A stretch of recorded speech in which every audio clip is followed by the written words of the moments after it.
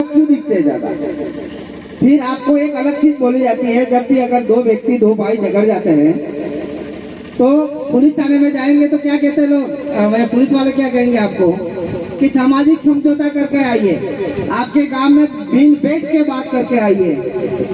तब अब लोग वो बात करते हुए भी हमारा समाज पूरा का पूरा युवा लोग होंगे, महिला होंगे, पुरुष होंगे, अब वो क्यों कमजोर क्यों हो रहा है, इस पे सोचने की जरूरत है हमको। आज ज्यादा अलग संगठन की विचारधारा अलग अलग आई तो इन मुद्दों पे सोचना कम हो गया हमारा समाज।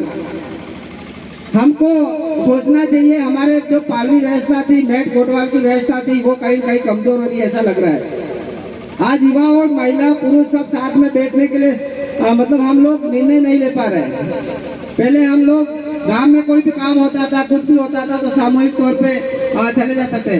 तो एक गांव की जो सामाजिक न्याय व्यवस्था थी हमारी वो कहीं कहीं कमजोर हो रही है। और साथ ही में हमें संविधान में जो कानून मिल रखे हैं, जैसे अपना रूढ़िगत ग्राम सभा थी उसके अनुरूप पैसा के भी जो ग्राम सभा में पावर मिल रखे हैं, पर हम लोग उस पर कभी सोचते नहीं है। और हमारे जो कागजात में बनी हुई है गाँव में, जैसे बनी हुई है पंचायतों में तो गाँव पे बनी हुई है, तो ऐसे बहुत सारे मुद्दे हैं उस पर हमको आज अलग अलग वक्ताओं के द्वारा बताया जाएगा। तो हमको समझना है और जानना है।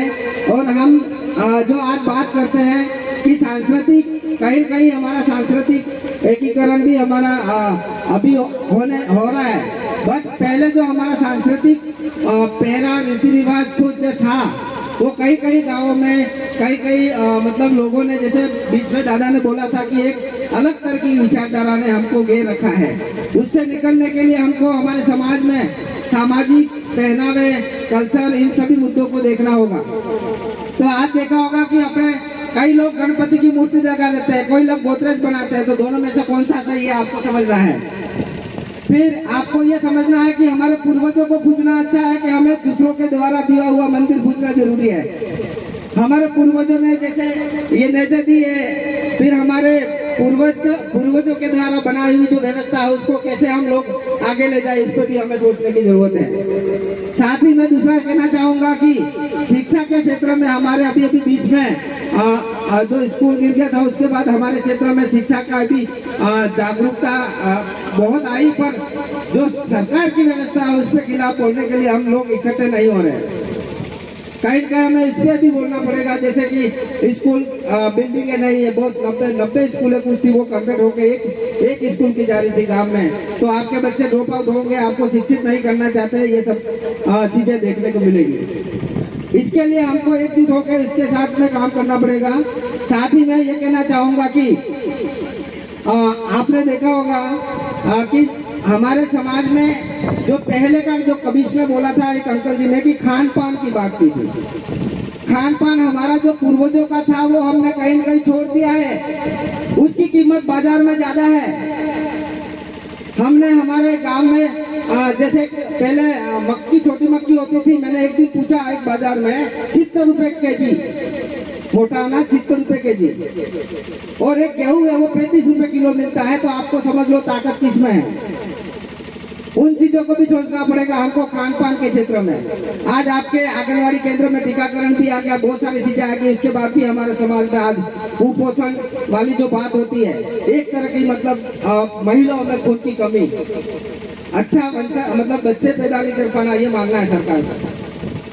पर हमारे लोगों को पहले अच्छा था, खान पान अच्छा था हमारा, मतलब खान पान बढ़िया थी, बिबड़े की बाजी एकदम अपने देसी तरीके वाले पा देते, पर कभी उड़िया देती मटी थी।